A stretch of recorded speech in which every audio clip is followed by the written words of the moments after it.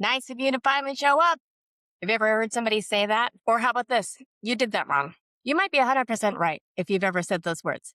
But the other person usually is hearing criticism. So it's not that you were wrong with what you said, it's just that you were wrong with how you said it. And I love using words. I call them motipulation to get people to do what I want them to do without making them feel like they have to push back. One of my favorite phrases that one of my mentors taught me to say is, would you be willing? And it's really silly how this works, but people don't want to be told what to do.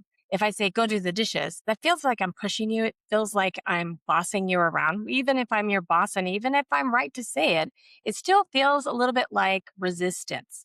And resistance is what you get when people feel like you're bossing them. And nobody wants to be bossed. They want to be led. They want to be coached. And so saying words instead like, would you be willing to go to work on the dishes? That feels a little bit more like they get the choice and they're in control and they have autonomy over what is happening next. And so looking at my life, I would start to audit things when I realized that I was doing a lot of pushing people around me. I would get louder to get them to do things. I would be forceful to get them to do things.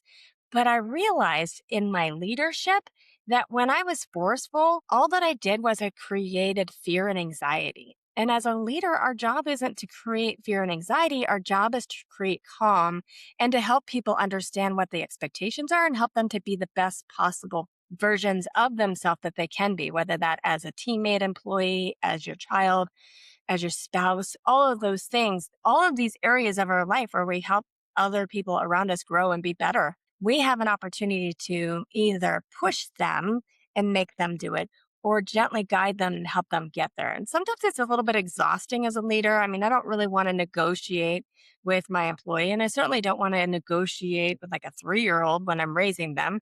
There are times when I'm going to have to say, hey, this is what we're doing. Let's go. But the most of the time when I'm leading, I'm looking for ways that I utilize words that make people feel empowered, valued, and seen and give them that desire to want to do. So I figure it's this way. You have 3 ways that you can lead people. You can force them or get really loud and angry and make them, or you can manipulate them by guilt tripping them, like, I can't believe you wouldn't do that or something like that. And that's, those are effective ways to get people to do what you want them to do. But the problem with them is that it's temporary because while you're watching, that person is going to do what you've asked them to do. But when you're not looking, they're going to do what they want to do.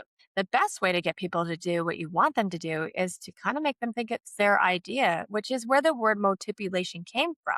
Motipulation is using manipulation and motivation at the same time to get the outcome that we're looking for, but not in a like, I'm going to abuse you kind of way. In a, I see that you can be a better version of yourself. And so I'm going to use some tactics that kind of tickle your brain and make you think that it was your idea, but also gets you to get to the destination that you needed to go to anyway. And so the would you be willing is a motipulation statement that gets people to do things. Because most of the time, if you say, hey, would you be willing to start on the dishes? They're not going to say no. They're going to go do it. They're going to be like, yeah, I guess I could do it. Unless you have somebody that's incredibly, rebellious, in which case you can get more creative with the things that you say and the ways that you encourage them. But that's something to keep in mind when you're leading people.